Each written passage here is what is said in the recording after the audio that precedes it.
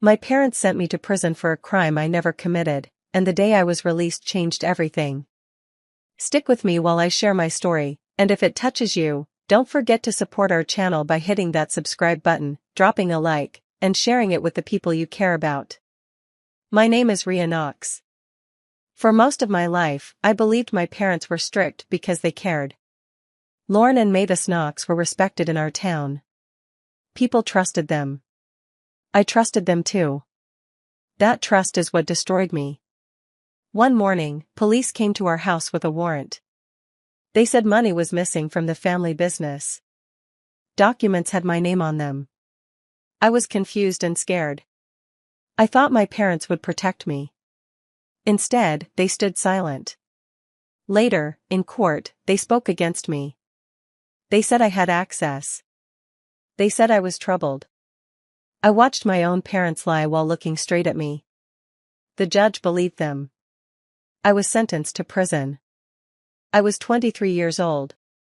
My parents never visited. They never called. They told everyone I brought shame to the family. Inside prison, I lost years of my life, but I learned something important. I learned how quiet betrayal can be. Every night, I replayed the trial in my mind.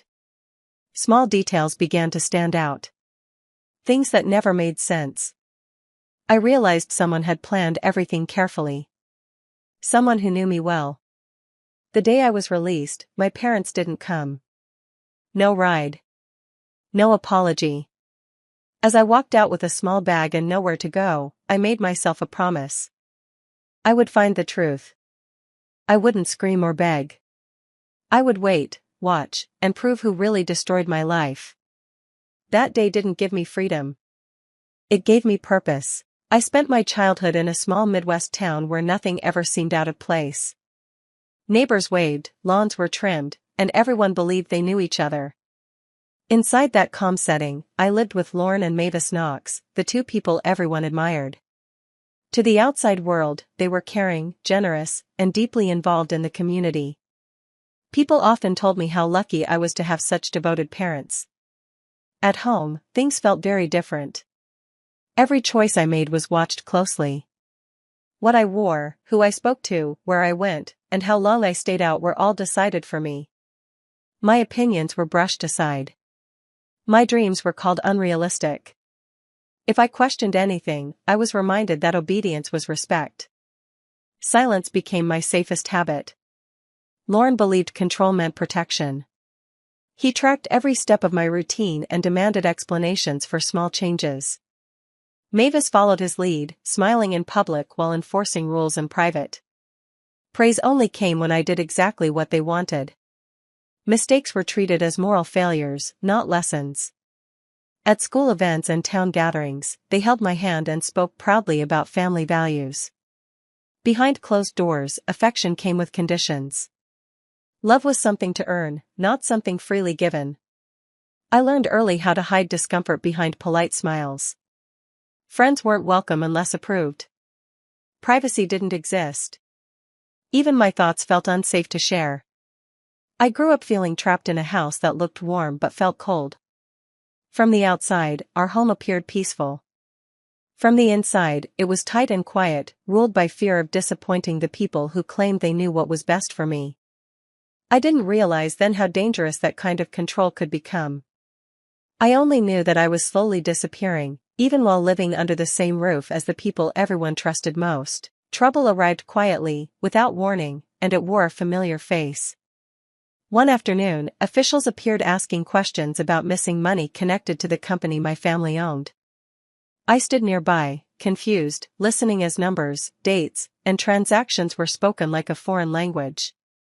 I had never handled accounts, signed contracts, or touched company records. None of it belonged to my responsibilities. Soon, papers were laid out on a table. Forms carried handwriting that looked similar to mine but felt wrong. Signatures copied, initials placed with care, dates filled in perfectly. I stared at those pages, certain I had never seen them before. Still, everyone else seemed convinced. The accusation settled on me like a shadow. Investigators said funds had vanished over time. They claimed the trail led straight to my name. I asked how that was possible. I didn't have passwords. I wasn't listed on financial permissions. I had no reason to steal from something I didn't control. My questions were met with silence or shrugs. The story grew heavier each day. Whispers spread through town. People who once smiled avoided my eyes. I could feel judgment forming before facts were even checked. Somehow, every missing dollar pointed in my direction, as if someone had carefully arranged the path. I searched my memory, trying to understand what I had missed. There was no moment of temptation, no secret plan, no benefit for me. Nothing added up. Logic didn't matter anymore. Appearances did. Meetings followed. Statements were taken. Each conversation ended the same way, with officials nodding slowly, already convinced they knew the truth. I felt smaller with every step of the process. What hurt most was realizing how easily the narrative stuck.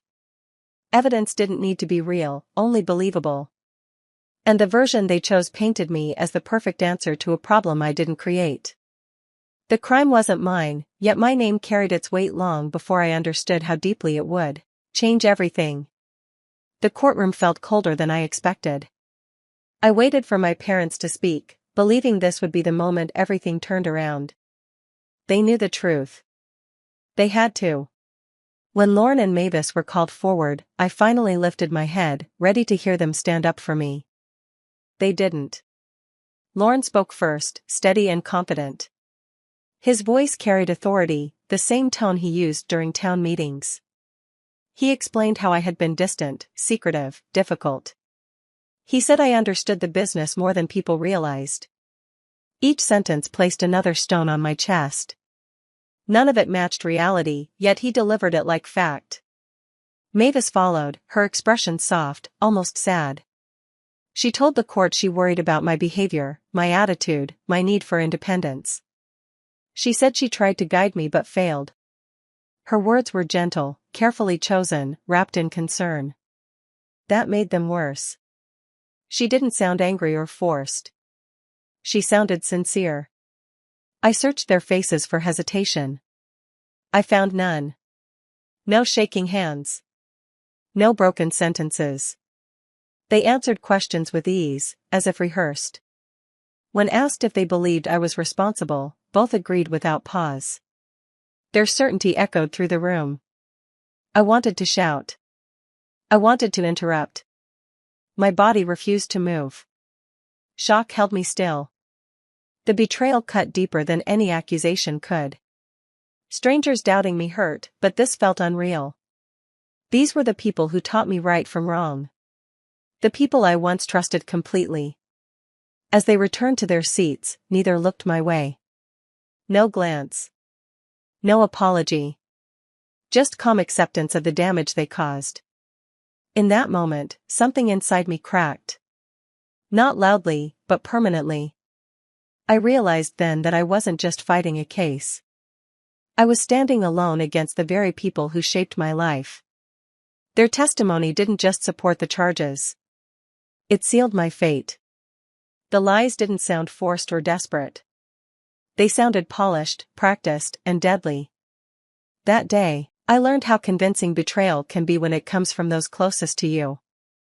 The ruling arrived quickly, spoken in a firm voice that left no space for hope. Time was assigned like a number, not a future. My knees weakened as officers guided me away, while murmurs filled the room. I kept waiting for someone to object, to interrupt, to say a mistake had been made. Nothing happened. Transportation followed soon after. Metal doors closed. Chains rattled. The world I knew vanished behind concrete walls. Days blended into one another, measured by bells and strict routines. Nights felt endless.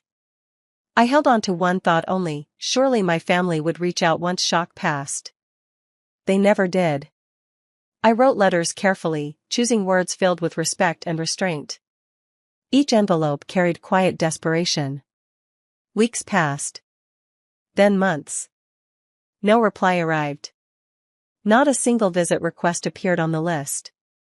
Staff stopped asking whether I expected anyone. The answer became obvious. Later, I learned more through distant sources.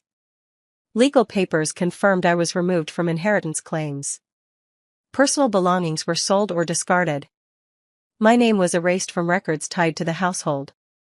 When people asked about me, Lauren and Mavis offered a simple explanation. They said I made my own decisions. They said consequences followed choice. They framed my absence as rebellion, not injustice. Inside, I adjusted to survival. I learned when to speak and when to stay quiet. Trust became rare. Sleep came lightly. Every reminder of family felt like salt on an open wound. I replayed memories, searching for warmth, questioning whether any affection had ever been genuine. What hurt most wasn't the isolation or the sentence itself. It was knowing I had been replaced by a story more convenient than truth. I was no longer their child. I was a cautionary tale they used to protect themselves. Abandonment settled slowly, like dust, covering everything. Eventually, tears stopped coming. Something took their place. I understood then that waiting for support was pointless. Whatever connection once existed had been severed completely. I wasn't just confined by walls. I had been cut loose from blood, history, and identity. That separation marked the true beginning of my punishment. Confinement reshaped me in ways I never expected. Fear faded first, replaced by alertness. Every movement mattered. Every sound carried meaning. I stopped reacting and started noticing. Survival demanded control, not emotion. Anger wasted energy. Silence preserved it. Structure ruled each day. Fixed hours, counted steps, measured meals. I followed schedules with precision, not because I was forced, but because order gave me strength. Waiting became a skill. Stillness became power. I learned that endurance was quieter than resistance. That was when June Halberd noticed me. She was older, sharp-eyed, and rarely spoke without reason. Others avoided her, unsure whether she was kind or dangerous. One evening, she sat beside me and asked a simple question about my routine. I answered carefully. She nodded, then returned the next day. Soon, our conversations became regular. June taught without sounding like a teacher. She showed me how to record details mentally, how to separate facts from emotion. She explained the value of patterns, how small inconsistencies often hide larger truths. Nothing happens by accident, she said once. Someone always benefits. She encouraged me to write privately, not feelings, but observations. Dates. Sequences. Names. She warned me never to rush conclusions. Time, she said, reveals what force cannot. Watching mattered more than acting. Under her guidance, I stopped shrinking inward. I began to sharpen. My thoughts grew clearer. My reactions slowed. I stopped asking why and started asking how. How events lined up. How stories were shaped. How blame traveled conveniently. June never asked about my case directly. She didn't need to. She knew injustice when she saw it. Before she was transferred, she left me with one final piece of advice. Truth survives longest when you let it breathe, she told me. Don't chase it. Prepare for it. After that, everything shifted. I no longer measured days by loss, but by readiness. The wall stayed the same, but I didn't. I was no longer just enduring time. I was preparing for the moment it would matter. One quiet afternoon, while reviewing old paperwork stored in my memory, something surfaced that had always felt wrong. It wasn't a feeling driven by pain or anger, but by logic. A detail sat out of place, unnoticed before because I hadn't known how to look. During the hearings, certain forms were referenced repeatedly. Authorization slips. Approval sheets. Each carried markings linked to me. At the time, I focused on the accusations, not the fine points. Now, with distance and training of thought, those fine points demanded attention. The markings followed a pattern. The curve of a letter. The pressure at the end of a line. The way certain strokes leaned instead of standing straight. I had written my name countless times in my life. School forms. Job papers. Personal notes. My style was consistent, shaped by habit and muscle memory. These markings weren't. They were too rigid. Too deliberate. Every stroke looked practiced, not natural. There was no hesitation, no variation. That alone raised concern. Genuine writing carries small flaws. These did not. Then memory connected the final piece. I had seen that style before. Not on my own pages, but across the dinner table. Lorne filled out documents constantly. He took pride in precision. His letters always leaned the same way. His endings pressed harder, as if to seal authority into ink. The resemblance was undeniable once I allowed myself to see it. The realization didn't arrive with shock. It came quietly, like a door unlocking. Suddenly, timelines aligned. Access made sense. Opportunity became clear. The path no longer felt random. I didn't react outwardly. No gasp. No tears. I stored the observation exactly as June taught me. Carefully. Completely. Without emotion. This wasn't proof yet. It was direction. For the first time, clarity replaced confusion. The blame trail hadn't been careless. It had been crafted. And the hand behind it belonged to someone who knew my habits well enough to imitate them, but not well enough to replicate them perfectly. That small difference mattered more than any speech or testimony. It wasn't loud. It wasn't obvious. But it was real. In that moment, I understood something important. The truth had always been present. I just hadn't been ready to recognize its shape. Morning light hit my face as gates opened, signaling an end that felt unreal. I stepped forward carrying only worn clothing and documents stamped with dates that stole entire seasons from my life. No one waited beyond the fence. No ride. No familiar voice. Just space and noise moving on without me. Travel back felt longer than expected. Roads led toward memories I no longer belonged to. Buildings stood unchanged, painted with comfort I could never share. The town welcomed routine, not return. I walked past shops where faces paused briefly, then turned away. Recognition mixed with discomfort followed me like a shadow. Everything pointed back to the same center. The company logo appeared everywhere. Signs looked new. Windows shined. Vehicles lined the lot. Business had not suffered. It had expanded. Prosperity bloomed from roots tangled in my absence. People spoke kindly about Lorne and Mavis. Their names carried praise. Donations. Leadership. Success. Stories framed them as survivors of disgrace caused by someone else. That someone was me. I listened quietly as strangers repeated a version of events that painted me as reckless and ungrateful. Housing was temporary. Employment uncertain. I owned nothing beyond determination and restraint. Each step reminded me how easily a life could be stripped down to survival. Yet anger never surfaced.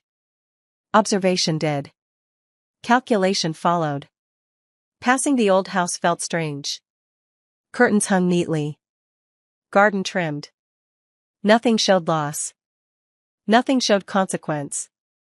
The image hurt less than expected. It confirmed something important. I was never missed. I was replaced. Night settled in, and exhaustion arrived with it. Still, sleep refused to come. Thoughts moved steadily, not wildly. I studied details instead of memories. Success requires foundations. Foundations leave traces. Every thriving structure depends on records, approvals, timing. Freedom didn't feel like relief. It felt like exposure. I was visible again, but powerless in appearance only. Years inside had removed fear. All that remained was patience sharpened by distance. I stood alone, surrounded by proof that lies can flourish when protected. That reality no longer crushed me. It clarified my next steps. I had returned empty-handed, but not unprepared. They believed the story had ended. For me, it had finally begun. I kept my distance and blended into ordinary routines. Confrontation would have solved nothing. Noise attracts attention, and attention invites resistance. I chose invisibility instead. Temporary work filled my days. Cleaning offices. Filing paperwork. Running errands. Positions that required trust but never invited questions. I became someone people overlooked. That worked in my favor. During breaks and quiet hours, I listened. Conversations revealed more than arguments ever could. Names surfaced. Vendors. Old partners. Storage locations. Paper doesn't disappear easily. It just gets misplaced, boxed, or forgotten. Especially when people believe no one is searching. I followed trails patiently. County offices held copies of permits and amendments. Clerks recognized faces connected to long-standing enterprises and spoke freely when asked simple questions. I requested public documents without urgency, letting time stretch between visits. Familiarity builds comfort. Comfort lowers guards. Evenings were reserved for review. I compared timelines, approvals, and shifts in ownership language. Certain changes happened close together. Too close. Adjustments that looked routine carried subtle inconsistencies. Dates didn't align cleanly. Initials appeared where full names usually belonged. Some filings referenced previous versions that no longer appeared in active folders. Storage units provided more answers. Old boxes labeled as outdated contained carbon copies, handwritten notes, and drafts never meant to resurface. Dust protected them better than locks. Each discovery added structure to a larger picture forming slowly but clearly. I avoided emotion entirely. Facts stood on their own. Numbers don't argue. Ink doesn't defend itself. Truth doesn't require permission to exist. It only needs to be seen. Weeks turned into months. My collection grew thicker, heavier, more complete. Patterns repeated across years, not accidents but habits. Someone had relied on familiarity to avoid scrutiny. That reliance created predictability. Predictability creates exposure. I never stepped near my parents' path. No accidental meetings. No shared spaces. Silence remained my shield. They believed distance meant defeat. They mistook quiet for weakness. By the time I finished, I didn't feel angry or vindictive. I felt precise. Everything I gathered spoke calmly, clearly, and in order. Nothing rushed. Nothing exaggerated. I wasn't building revenge. I was assembling reality. And reality, once organized, becomes impossible to ignore. Piece by piece, the truth emerged like a puzzle long ignored. Every file, every ledger, every faintly stamped note began to point in a single direction. The story I had lived was carefully crafted, but not by accident. It had a designer, and that designer had sat at the head of my childhood dining table. The missing funds weren't lost to chance. Transfers, adjustments, and vague entries led back to accounts only my parents controlled. The forged signatures I had noticed earlier were deliberate. They weren't sloppy, they were calculated. Someone had used my name as a shield, knowing no one would look beyond the familiar. Contracts I had never signed carried their fingerprints. Approvals, amendments, and internal memos aligned perfectly with the periods when I had been absent or distracted. The pattern wasn't random. Every inconsistency now made sense. They had manipulated perceptions, positioned witnesses, and timed events to make me appear guilty. It wasn't just about money. It was about image.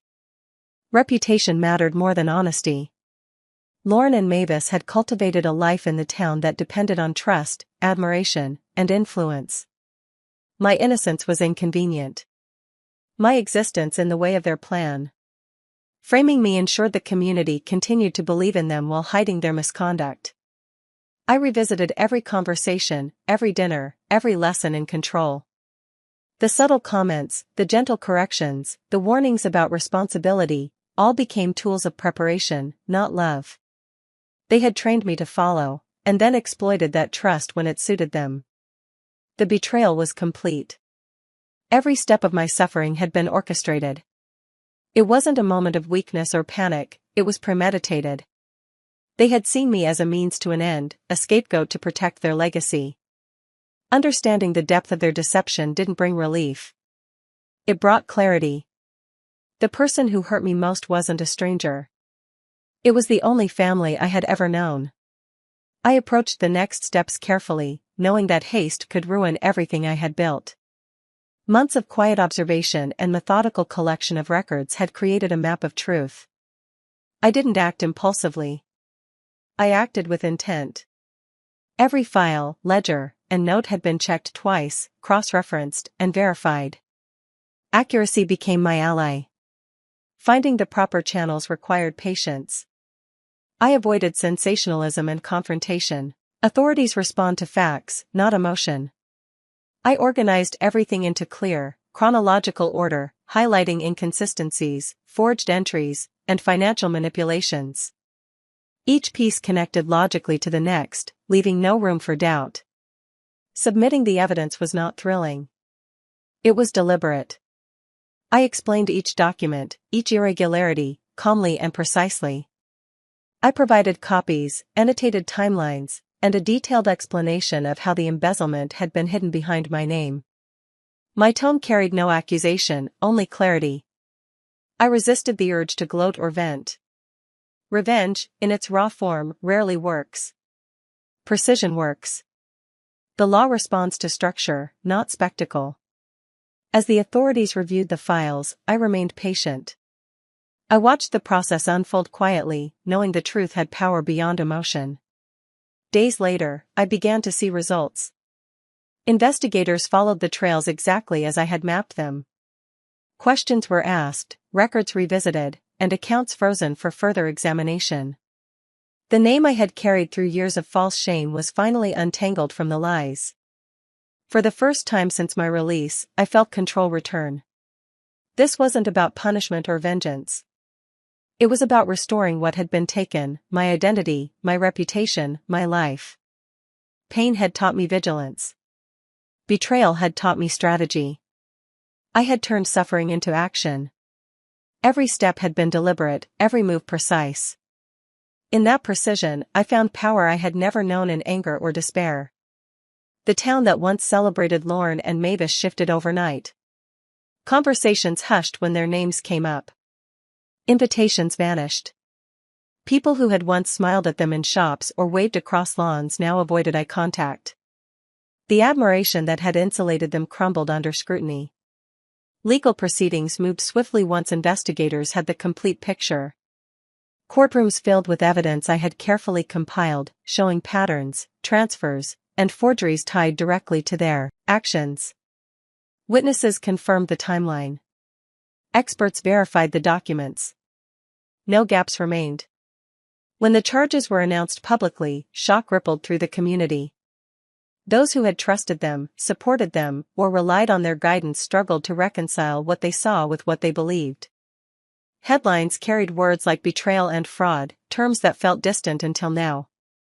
Neighbors who once praised their philanthropy now whispered about deception. Board members and business partners reviewed every transaction. Foundations and donations were scrutinized. Reputation, built over decades, collapsed faster than any single person could have imagined. I observed quietly, knowing exposure was more powerful than confrontation. Public accountability carried weight beyond anger or argument. Each document, each testimony, confirmed a pattern of calculated betrayal. The people who had engineered my downfall could no longer hide behind charm or courtesy. In court, Lauren and Mavis could not maintain composure. Their carefully curated image failed under scrutiny. Cross-examinations highlighted inconsistencies and forced admissions. Statements that once seemed innocuous became damning. The same community that had celebrated them now watched with disbelief as every lie was revealed. The fall was not instant, but it was inevitable. I didn't revel in it. I had no desire for humiliation. Still, the truth demanded recognition. Justice wasn't about revenge, it was about correction. By the end, their influence had eroded completely. Trust dissolved. Power slipped away. They were forced to face the consequences they had spent years hiding from. And in that moment, the world finally saw the reality I had lived for so long. The final chapter of my life in that town began quietly. The legal system restored my name, removing the stain that had clung to me for years. Records updated. Statements corrected. Official documents reflected reality instead of lies. The weight I had carried for so long lifted, not with celebration, but with calm acknowledgement. I walked through streets I once knew with a new awareness. Faces looked familiar, yet I moved past them without expectation. I didn't seek apologies or explanations. I didn't need acknowledgement from those who had betrayed me. Their consequences were visible enough: loss of trust, reputation, and authority served as their reckoning. I reclaimed small things first. My time. My choices. The ability to plan each day without surveillance or manipulation. Every decision belonged to me alone, unmonitored and unjudged. That freedom, subtle but profound, felt more powerful than any confrontation could have offered. Invitations to speak, to reconcile, or to explain themselves never mattered. I declined quietly, recognizing that closure doesn't require dialogue. It requires acceptance of reality and a commitment to one's own path. Forgiveness was unnecessary. What mattered was moving forward without carrying the weight of anger or resentment. I found work that allowed focus and independence. I restored routines that had been stolen. I nurtured self-respect rather than grudges. Each morning, the choice to step forward with dignity became a reaffirmation that my life was mine, not theirs. In private, I reflected on everything endured: the betrayal, the isolation, the false accusations. Each memory remained, but it no longer controlled me. Instead, it reminded me how careful observation, patience, and deliberate action can reclaim power even from the most calculated deception.